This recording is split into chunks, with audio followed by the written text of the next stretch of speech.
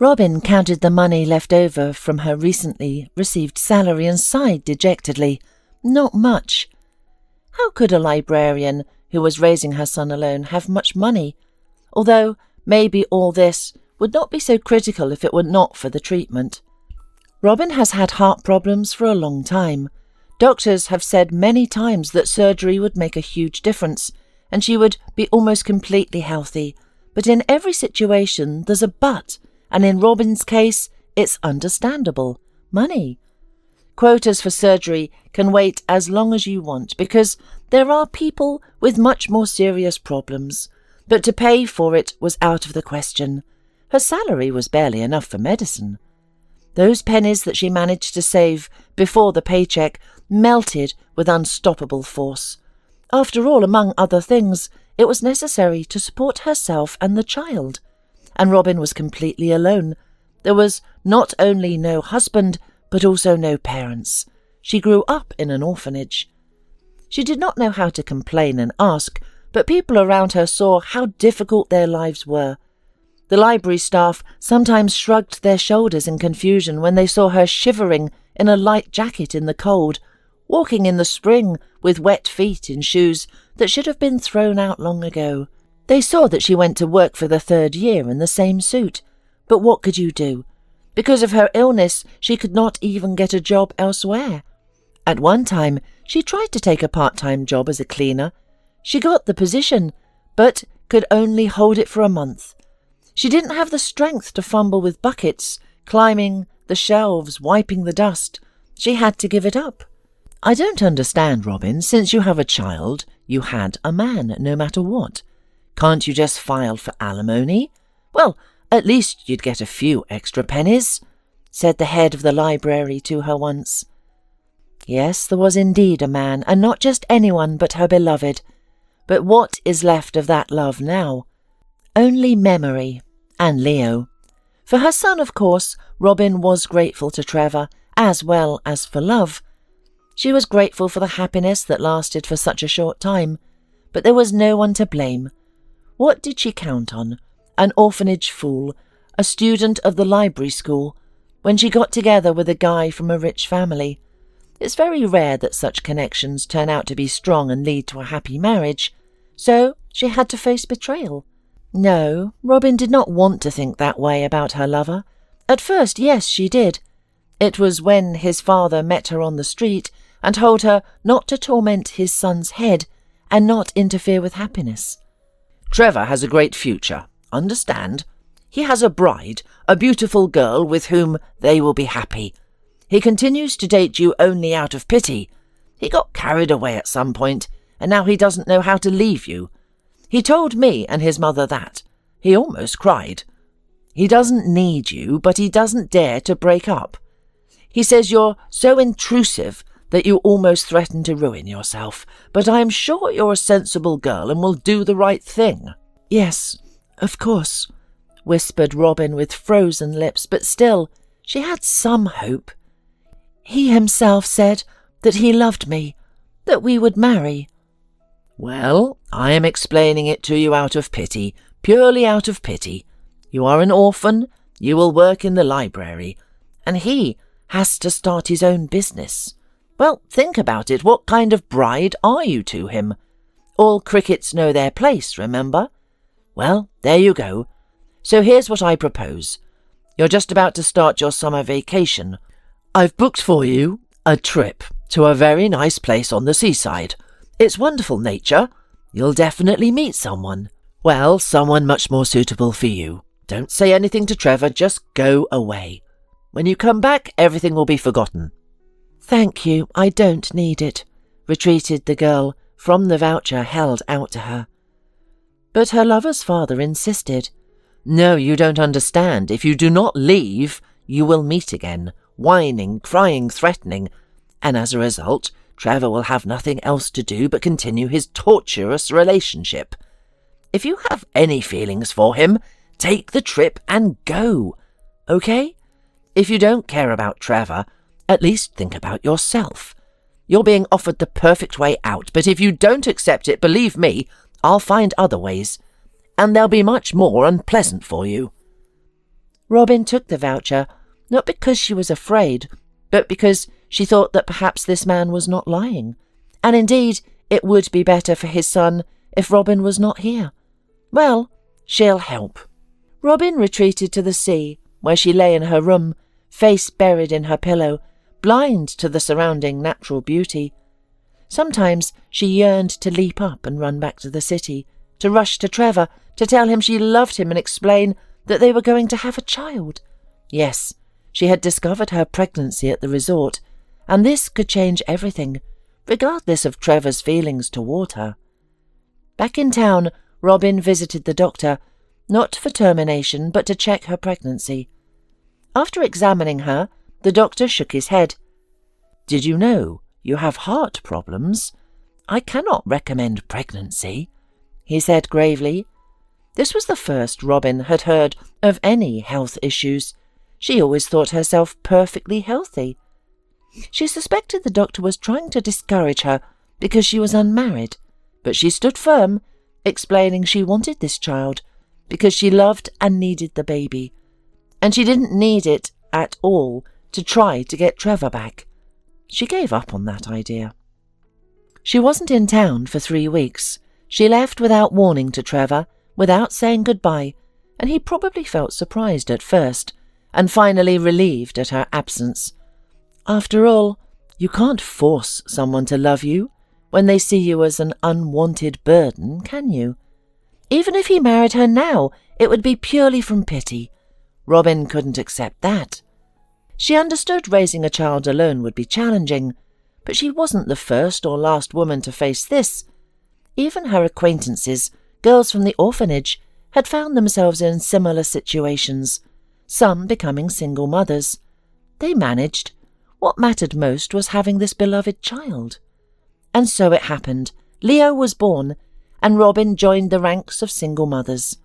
However, her heart conditions required constant treatment and surgery, which she couldn't afford. She pursued medical care, knowing that if she died, Leo would end up alone in an orphanage. She couldn't let that happen. Robin raised her boy to be independent. She never considered asking Trevor for support. She didn't even know where he lived now. He'd probably left the parents' house after marrying. Even if she knew about his whereabouts, she couldn't imagine approaching him, reminding him of their past, telling him about their child, or explaining her need for medical treatment and financial help. No, she'd never asked anyone for anything, and she wouldn't start now. If she'd meant anything to him, he would have found her, if only to explain himself. Since he hadn't, she'd carry this burden alone. Leo became her greatest joy, her precious boy, for whom she'd give anything. But she had nothing to give. Each time she bought medicine, she felt devastated, knowing she was taking money away from her child, denying him things other children had. He was only 6 now. Next year he'd start school, where these inequalities would become more apparent. For now he didn't complain about his toys or clothes being different. But what about later? The situation deeply troubled Robin. She knew earning more was the only solution, but her health problems made that impossible. It was a vicious cycle with no apparent escape. Leo truly grew into an independent boy, helping his mother however he could, and causing little trouble.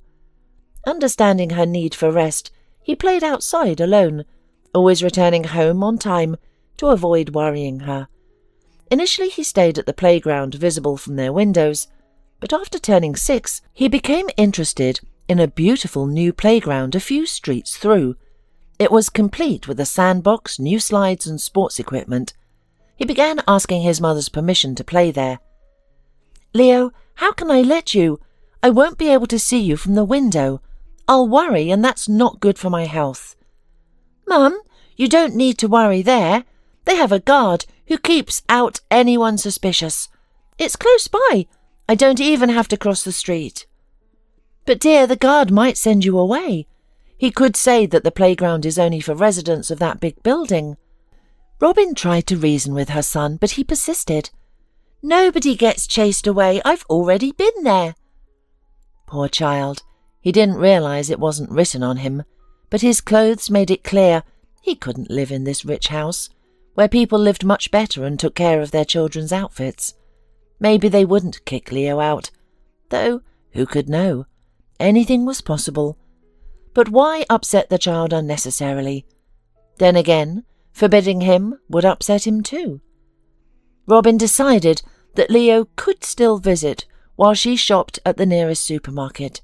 Seeing how her son enjoyed the playground, made friends there, and wasn't chased away, and knowing he could find his way home, she decided to let him go alone. During one such visit, a strange incident occurred. A boy, older than the other children and unfamiliar to the neighbourhood, wandered into the playground. Most parents in this secure area allowed children Leo's age to play independently. The older boy began bullying a 6-year-old, trying to take something from him. The little victim couldn't fight back and only cried, waving his hands helplessly. Leo stepped in to defend him. Though no serious fighting occurred, the boys were too small to hurt each other. His intervention impressed the crying boy. "That was great, you chased him away," he said to Leo, wiping his nose. "Have you always been so brave? Or did you have to learn?" "I think I've always been brave, but Mama tells me we must stand up for the weak. You need to be stronger. How old are you?" 6. "Well, I'm 6 too. You don't have to be afraid of bullies. I'm Leo. What's your name?" "I'm Morgan. My dad says he'll send me to classes where they teach fighting and self-defense, and defending others too, probably. And that's for when I start school. Which house do you live in?" The boys became friends. Leo now visited the playground, not just to play, but to see Morgan. At first it was a simple friendship between boys, starting to feel grown up. They played together and shared their private conversations. Nothing extraordinary. Then one day, Morgan brought an expensive cell phone, not to show off, but to give to his friend. "Here, Leo, this is for you," he said, offering the smartphone. "It's not right that you don't have one. It's so inconvenient. We can call each other. My number's already saved. Look." "Thank you, but it's costly. Mum said she'd buy me one when I start school. I don't want to cause trouble with your parents." "No, Dad bought himself a new one. This one's just sitting around. He always does this. Gets a new model and gives me the old one. I already have a good phone. See? Let me show you how to use it." "No, don't. Your dad will be angry. It's really expensive." Unlike Morgan, who was used to abundance and didn't think about money, Leo understood that things had value. However, Morgan was too insistent. "I'm telling you, take it. My daddy is kind, he never swears, unlike my mummy. But she's not my real one," said Morgan. "What do you mean, not real?" Leo was surprised. "It's like this. Does your mum love you?" "Of course. All mothers love children." "Only real ones do. Yours is real then. Mine doesn't love me. She doesn't talk to me, just yells. 'Go away, don't bother me, don't touch me.' I'm sick of her." Leo was shocked by this relationship. He accepted the smartphone, not from greed or wanting an expensive toy, but because he felt sorry for Morgan. He would never trade his mum for any smartphone. He might not have expensive things, but he had a real mum. Robin was shocked when she saw the expensive phone in her son's hands. She didn't think Leo had stolen it. Perhaps he'd picked up something someone had lost. "No, Mum, no, my friend gave it to me. He's good. His dad doesn't need this phone anymore, so he gave it to Morgan. But Morgan already has one, so he gave it to me." "But Morgan didn't earn this money himself. His dad might get angry. Better return it, we don't need any trouble." "There won't be any trouble. He gave it to me. I didn't want to take it myself, but Morgan got upset. I had to take it. Please, let me keep it for a while. I'll play with it and give it back." And Robin waved her hand, unable to resist her son's eyes shining with joy at possessing such an expensive, fascinating object. She knew she couldn't afford to buy him anything like that any time soon. Besides, she had enough on her plate without worrying about something one child had given to another. She couldn't go looking for Morgan now, could she? Surely Leo would play with it and return it eventually. But things didn't unfold as Robin and Leo expected. The phone belonged to Trevor Polanco, a prominent businessman who had inherited his company from his late father and had successfully expanded it. For his son, Trevor really did not spare anything, even though Morgan was not a native child but an adopted one. It so happened that, successful in business, the man was unhappy in his personal life. He had married 5 years ago, without much love. His first romance had ended so badly that he had convinced himself love didn't exist, and women couldn't be trusted. The woman he had planned to marry had vanished without a word. His father opened his eyes then, told him that he had learned something about Trevor's beloved. It turned out that she wasn't who she said she was. She allegedly escaped, not alone but with a new fiancé or lover, having gone somewhere in the south. Trevor avoided women for years afterward. Then Melinda entered his wife and everything happened quickly. She literally stuck to him constantly, giving him no time to think. Though his already ill father opposed the marriage, he was too weak to intervene. When Melinda claimed she was pregnant after their first night together, Trevor felt he had no choice but to marry her. The pregnancy turned out to be a lie. Worse still, later, his wife declared she had no intention of having children. "Have you any idea of the agony? Would you really put me through such an ordeal? Not to mention how childbirth ruins a woman's figure, face, everything." "Melinda, we married because you were expecting. Now you're saying there was never a baby and never will be? What's the point of our marriage? Should we divorce?" "That's different. Divorce is for couples who don't love each other. If you want a child so badly, we can adopt from an orphanage." Trevor agreed to adoption. So Morgan, a nearly 3-year-old boy, joined their family. Though Trevor had wanted to adopt a newborn, Melinda refused. A newborn? Are you crazy? He'll scream day and night, never let you sleep, refuse to eat. You'll have to spend all day carrying and rocking him. Let's take an older child who can walk, talk, and understand things. I won't have a baby in this house." That was typical of Trevor's wife. Though they adopted Morgan, Melinda never truly became a mother. She feigned kindness in the beginning, but soon the child began to irritate her. She increasingly pushed him away. Morgan, sensing her rejection, kept his distance from Melinda. He rarely called her Mum. Trevor gradually accepted that his personal life would never bring happiness. He loved the boy deeply, treating him as his own son, and tried to ignore his wife's behaviour. Even discovering her likely infidelity didn't particularly upset him. He considered divorce inevitable. He just hadn't found time to handle it.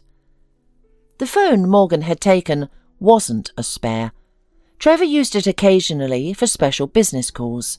It was necessary to consult knowledgeable people. Trevor noticed that there was something wrong in his company. Sometimes small, but still noticeable amounts of money disappeared from the accounts. The contact numbers for his advisors were stored in that phone. Unable to find the necessary device, Trevor asked his wife. But she, as usual in her rude manner, claimed she hadn't seen it and wasn't hired to keep track of Trevor's things. "Ask your precious son. He's always taking things that don't belong to him. Horrible child. He has no respect for other people's property."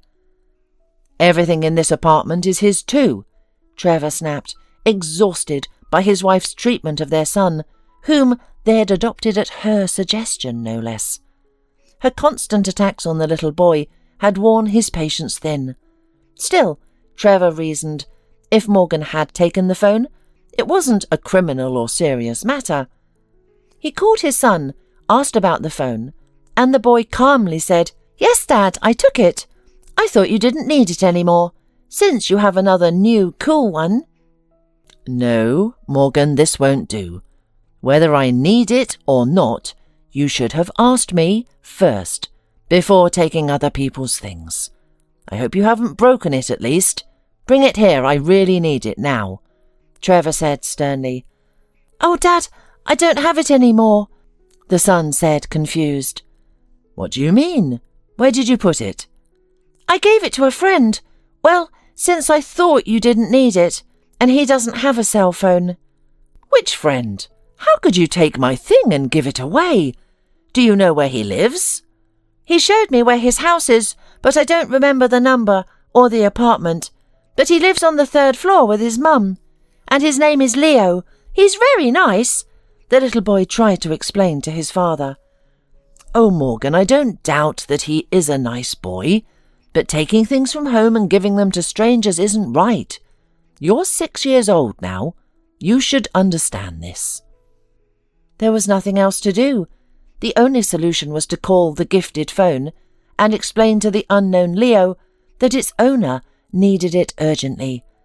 If he were a reasonable child, there wouldn't be any problems. They could meet and he would return the phone. Trevor dialed his number, turning on the video link. Robin answered. Seeing her still dear face on the screen, which he had never expected to see again, Trevor was taken aback. Robin appeared equally startled. The virtual meeting was a complete surprise for both of them, and not a pleasant one. Trevor explained why he was calling, and Robin nodded in understanding. "This is quite interesting. I stopped believing in coincidences long ago, and now my son somehow ends up with your phone. Did you plot this whole thing?" "How could I possibly plot all this? Did I give your child a cell phone?" "You gave it to your son, and you're perfectly capable of telling a 6-year-old why and to whom he should give it. What more do you want from me, Trevor? Wasn't ruining my life once enough? Now you've decided to come back and torment me again. You have a wife and child. What else do you want?" "You're being irrational. I don't want anything from you, thank you. I never tormented you. You're the one who acted dishonourably, you must admit." "I? Dishonourable? What are you talking about?" "Well, decent girls don't run away the day after agreeing to marry. But let's not create drama. Keep the phone for your son, since his father can't buy him one."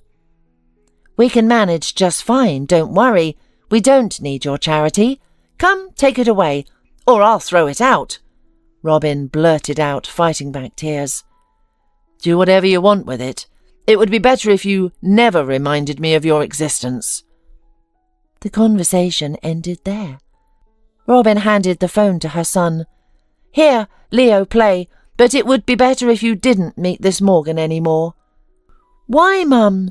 He's not bad, he's really nice. And who was that on the phone?" "Oh, I'll tell you later. I need to lie down and take a pill." Robin's chest tightened again as she thought about Trevor. Leo says Morgan is also 6, which means Trevor's father wasn't lying. He must have married almost immediately after breaking up with her. Or perhaps he was already involved with that other woman who became his wife. Was this meeting really an accident? Possibly, but maybe it wasn't. Maybe I was right. Maybe Trevor has instructed his son to give the phone to my boy. I wonder if he realizes Leo is my child. Trevor, of course, had no idea, but similar thoughts troubled him. So, Robin has a 6-year-old son. She left then, as my dad said, for the south, and presumably had this boy Leo with that man. The same Leo who's now friends with my Morgan. An accident, maybe. Trevor had seen Morgan playing in the playground many times. Maybe he had seen Leo too. They live nearby, so Robin still lives in that apartment she received after graduating from the orphanage. What does that mean? She found a fiancé without his own place? Or did Leo's father simply not marry her? But why should I care now? It's none of my business. It would be better if we never saw each other again. Even now my heart is racing after this conversation. Clearly nothing has been forgotten or resolved since Robin's cheating. As fate would have it, Melinda was sitting in the next room and overheard this conversation. It unsettled her. She sensed this exchange might threaten her security. While she knew her husband held no particular affection for her, she'd never worried about other women. This had always made her feel her position was stable. And now, suddenly... Who are you arguing with on the phone? Who's the one who ran away from you on the eve of the wedding? And why don't I know anything about it? She asked. Because it doesn't concern you, Trevor answered sharply. And in general, don't eavesdrop on other people's conversations. Mind your own business. Better call your precious Sam. Yes. Trevor even knew the name of his rival, which came as a complete surprise to Melinda. What, Sam? What are you talking about? She shouted. You're the one who cheats, and then you dare accuse me. Tell me, who did you call? Who did you give that phone to? Get off my back! Why are you bothering me? I didn't call anyone, and I didn't give anyone anything. Trevor roughly pushed his wife out of his study and slammed the door. This was something new. He had never acted so rudely before. Melinda sensed trouble brewing and decided to act. First, she needed to find out who received that call. She pieced together the scenario. Her husband was looking for his cell phone, which his son had apparently taken and given to someone. Then her husband must have called this boy, encountered his mother, and recognized her as either a former or current girlfriend. How interesting. She had to find out who this mother was. Though her relationship with Morgan wasn't great, she decided to sweet-talk the boy to learn more. "Sonny, come here, let's talk," she called sweetly. The boy approached trustingly, and Melinda began her inquiry. "Tell Mummy, what did you and Daddy talk about? Did you give his phone number to someone?" "Yeah, to my friend. I didn't know Daddy would need it." "But luckily, he barely even got mad," he replied. "Of course. What's wrong with sharing a spare phone? Everyone does it. And this boy, you say he's nice. What's his name?" "Leo." "Does he come to the playground with his mum?" "No, she only picks him up sometimes when she comes from the store. He walks alone. We're big boys." "Of course you are. Has your dad talked to this mum? Have you seen them together?" "No, Dad didn't talk to her. I think he called her on his phone, the one he needed," Morgan explained. "Fine. Do you know where this Leo lives?" Melinda pressed. "I don't. Why do you want to know?" The child clearly didn't like this conversation. He was used to expecting the worst from his mum. "If I'm asking, I need to know. And I can tell you're lying. You must know where he lives. Is it in our building? Which apartment? Tell me. You can't lie to your mother." She grew more insistent. "I'm not lying. I really don't know. I've never been to his place. But he doesn't live in our building. He lives in another one." "Which building? Show me. It can't be far, if he comes to our playground." "It's not far. 4 houses down from ours. You can see it from the playground. It's grey, 5 stories high, and they live on the 3rd floor. But that's all I know." "Great," she said viciously, realizing that she wouldn't get any more information from the child. Still, it was enough for now. She pushed Morgan away as usual. "Go to your room, do whatever you want there, and leave me alone." Now, Melinda knew where this woman lived and on which floor. There was no need to check every apartment on the 3rd floor. She could learn more from the residents. Melinda went to the building to locate her targets. It proved surprisingly easy.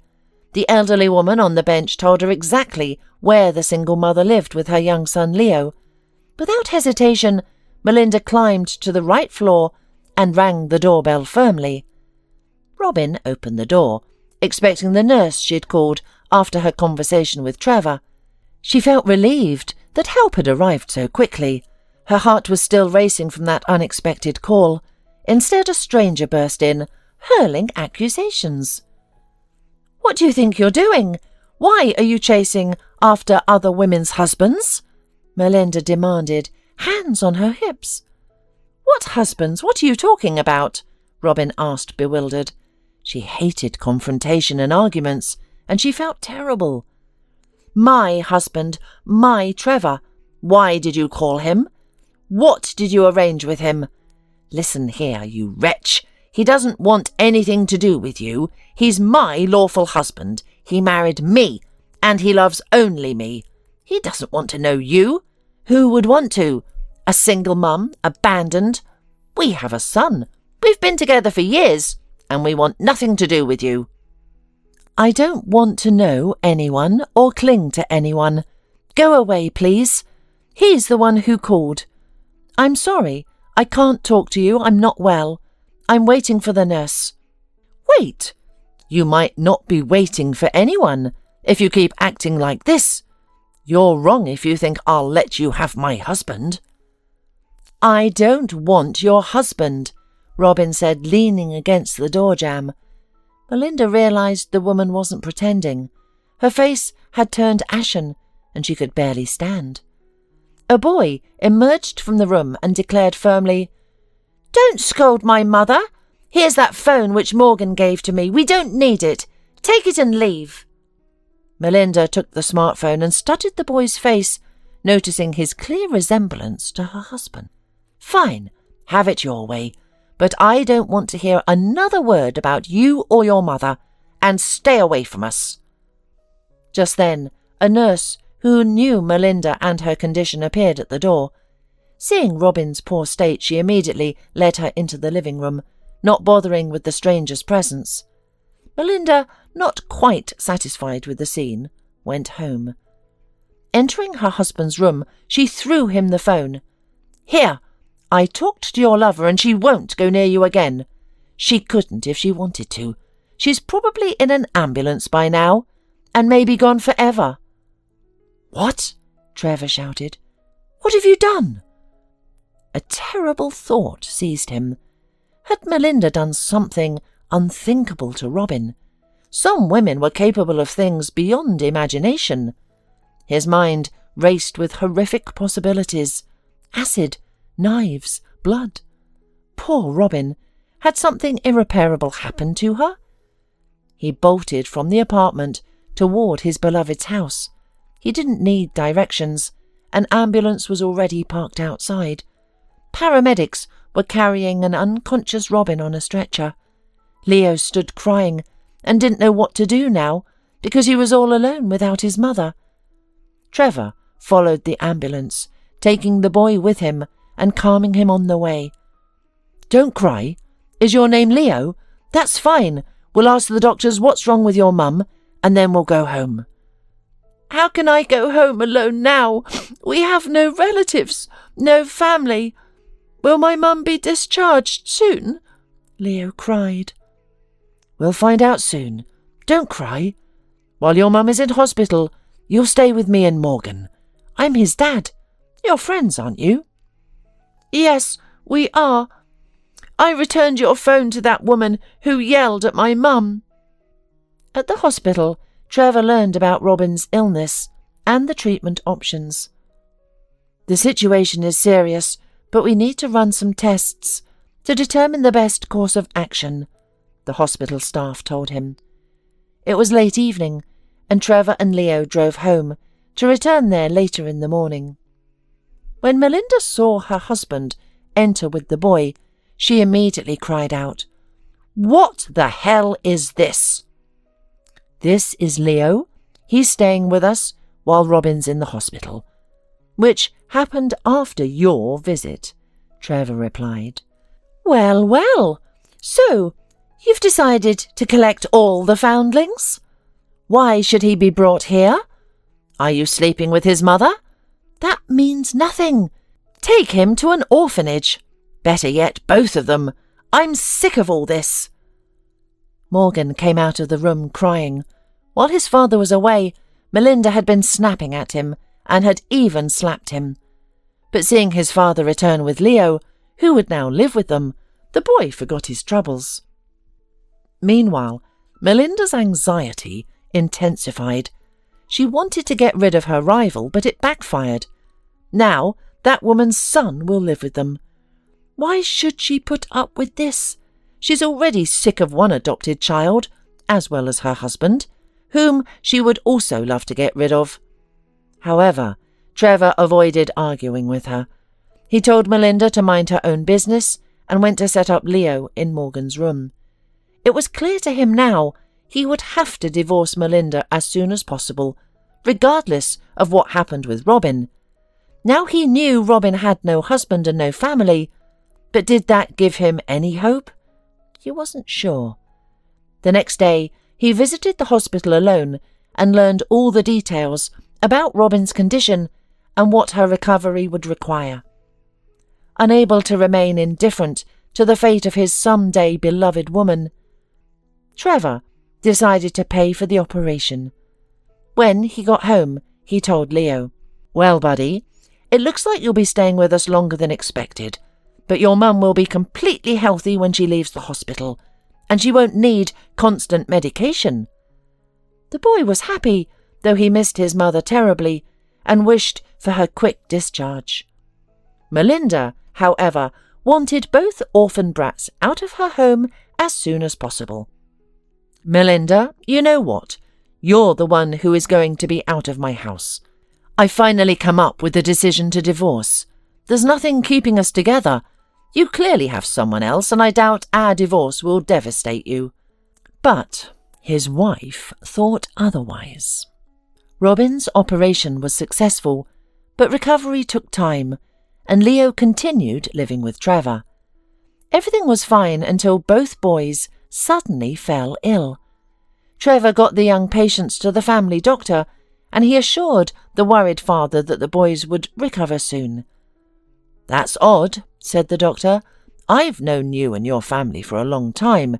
You and one of the boys have very rare blood. Oh, and by the way, he looks just like you. I'm talking about Leo.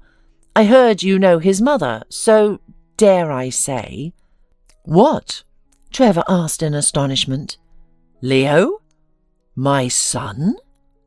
Well, I can't confirm it. It would require a DNA test. But you know, it looks like it." The doctor smiled. Trevor was struck to the core. His father deceived him. Robin didn't leave with some lover. She just went somewhere without telling him about the pregnancy, neither before nor after. To be certain, he took a DNA test and soon received an unequivocal answer. Leo was his son. This changed everything. He decided not to tell Melinda about his discovery, but she found the results herself and realized she had to act urgently. There was only one way: to eliminate Robin. Having both boys in their house wasn't that important anymore. The main thing was to prevent herself from ending up on the street. Her lover couldn't provide her such a good life. Melinda found out which clinic housed Leo's mother and went there. After the operation, Robin was in intensive care, where visitors weren't allowed. But Melinda knew how to negotiate. "I'm not a stranger. I am her best friend. I'm practically her sister. I just need to see her. Robin's son is staying with me. I must tell her he's fine. Then she won't worry and she'll recover faster. And I want to pass on Leo's greetings to her too. You have a heart, don't you? Please let me through for just a minute." She begged the doctor on duty and managed to get in. Left alone with her friend for a minute, she leaned over the sleeping Robin's face, smiled venomously, and disconnected the life support machine. But of course, her stupid plan failed. The signal immediately alerted the duty doctor. Robin was saved, and Melinda was handed over to the police. Then Trevor received a call about what his wife had done. A sobbing, repentant Melinda claimed she meant no harm and had hit the machine accidentally. She was released, but forbidden from going near the hospital. When Robin had recovered somewhat from surgery, he visited her with flowers. "Robin," Trevor said as he entered the room. "Hello." She remained half lying, not attempting to rise, but looked noticeably better. "I'm so grateful for everything you've done for me and my son Leo. For our Leo." "Yes, Robin, I know everything now." He placed the flowers on the nightstand and kissed her thin, almost transparent but warm hand. "Why didn't you tell me? How did you manage alone without me? And why didn't I know I was raising such a wonderful, independent son? But you found out anyway." Robin smiled through tears. "And I knew you would. At first, yes, I was hurt. I thought since you didn't know, you should remain ignorant. Then I realized how foolish that was. But it's over now and it's fine. I hope you won't try to take him from me."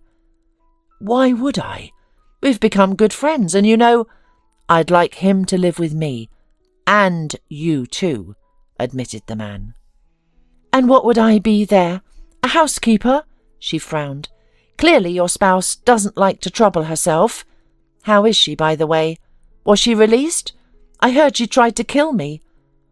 "They let her go, and I'm letting her go too. We're getting divorced. I know offering you my heart right now is foolish. You may never forgive me, but perhaps I can earn your trust. Either way, I'm offering you an apartment in our building so you and Leo can be close by, allowing me to care for you both. Will you accept?" Robin smiled uncertainly, then turned to face the wall, hiding fresh tears. "Wait, Trevor, you're rushing things. I can't think about this right now, honestly, but I'll definitely consider it. I'm sorry, but I'm exhausted." Robin hurried to end Trevor's visit, not because she felt unwell. She actually felt quite good. She simply needed time to process everything that had happened lately. She had never stopped loving Trevor. Living alone, she often dreamed of their reunion, of him realizing what he'd lost by abandoning her. But could she forgive him? In her dreams, their meeting played out differently each time. Sometimes they reunited. Other times, she proudly turned away and left. But now we've met in reality, and he offers me a life together. He seems to understand and wants to be with me and our son. Exactly what I wanted. Could I simply agree, forgive everything, and start anew? Since the old life is gone anyway.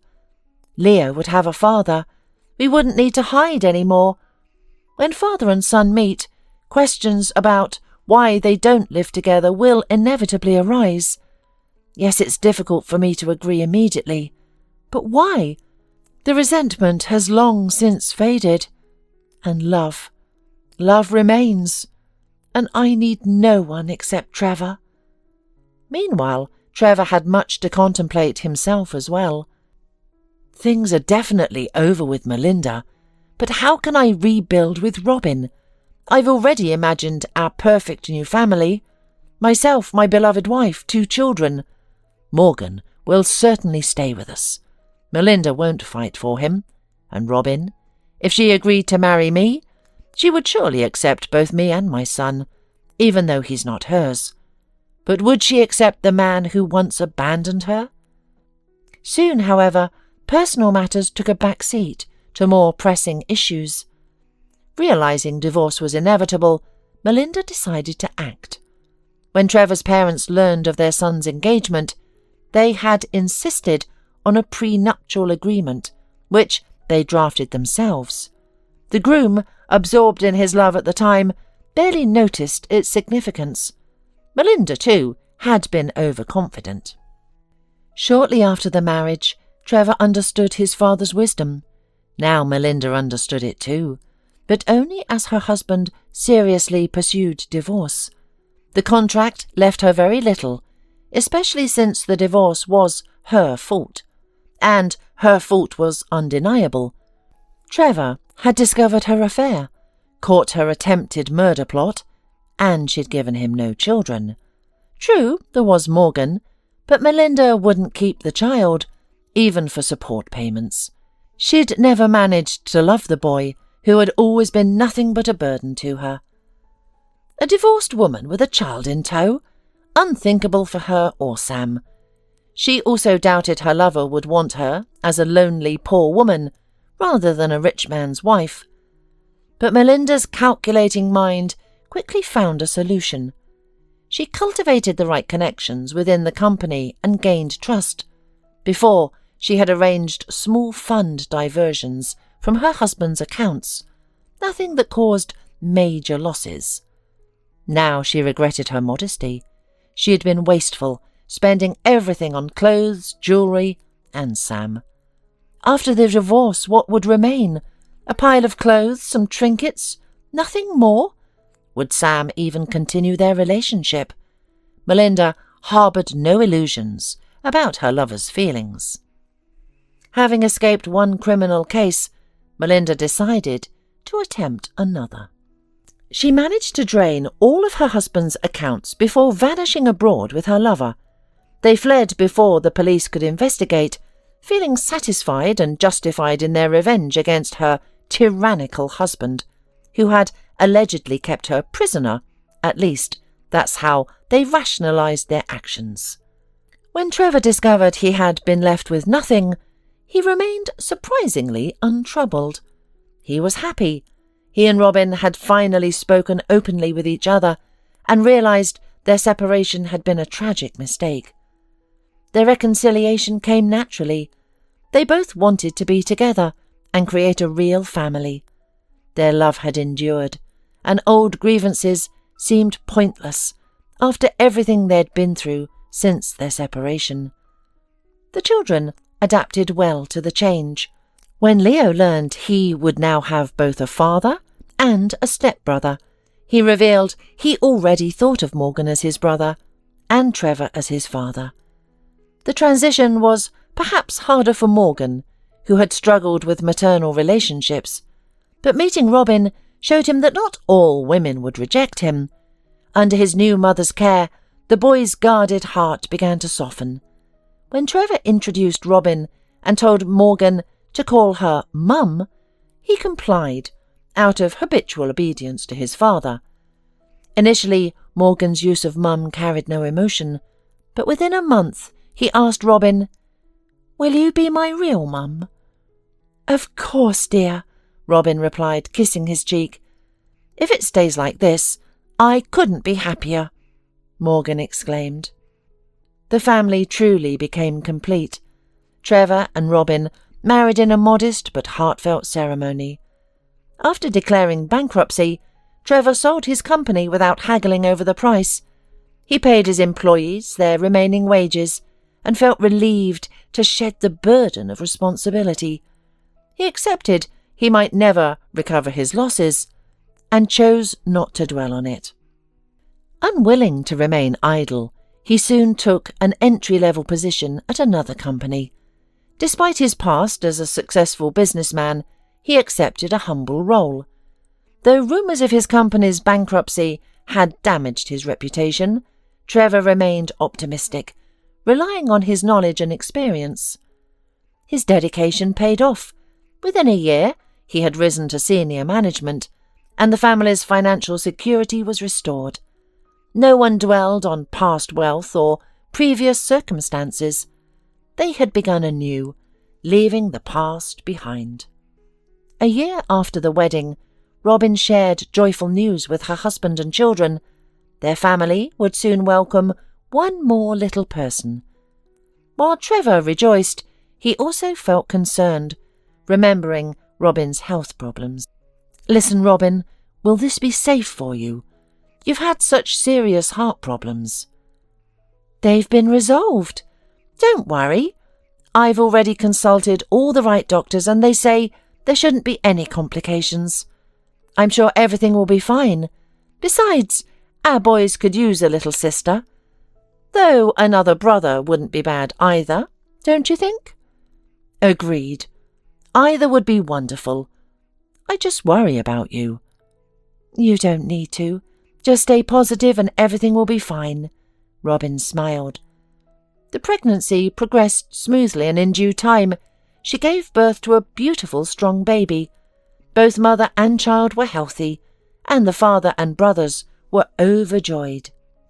In their daily happiness and busy routines, no one dwelled on the past, until one day it unexpectedly surfaced. While in town, buying fruit for the children, Trevor noticed a sad, poorly dressed woman collecting alms near the market. He might never have recognized this vagrant as Melinda, but when she lifted her head to adjust her headscarf, he saw his ex-wife instantly. Melinda didn't notice him. She barely glanced at passers-by, focusing only on her collection box, where sympathetic souls dropped coins. Who gave didn't matter to her. She cared only about gathering enough money for another drink. Would she manage to numb herself tonight? Indeed, she had much to forget, though not her past happy life with her husband, or how she'd robbed him when she fled. She considered those mere trifles. Other memories haunted her: her escape with her beloved to a warm country, their seemingly blissful time at an overseas resort. Then came that terrible day when she discovered Sam was dividing his attention between her and countless other women, with less and less time for Melinda.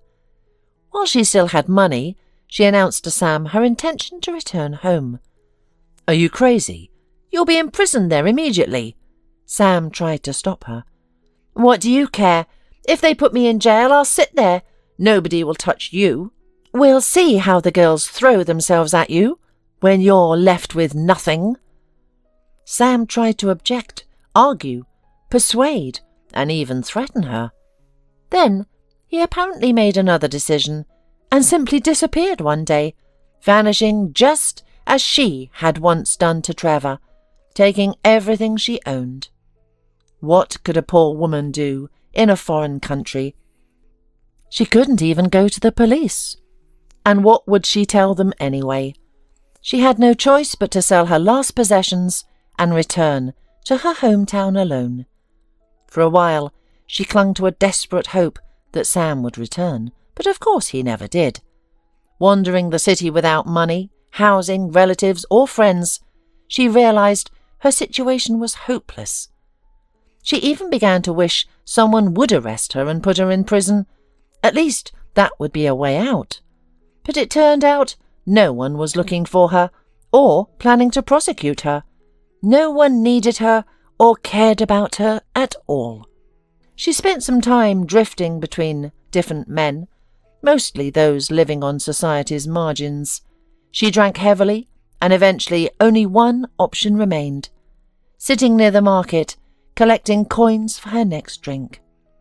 Trevor didn't know all the details of her life after her escape, nor did he want to. He felt some pity for Melinda, but not much. After all, she had brought this on herself. He didn't approach her, greet her, or try to talk. He simply bought some groceries, left the bag beside her, and walked away. At home, he decided not to mention this encounter. His family didn't need to know about this woman. He himself wished he didn't know either.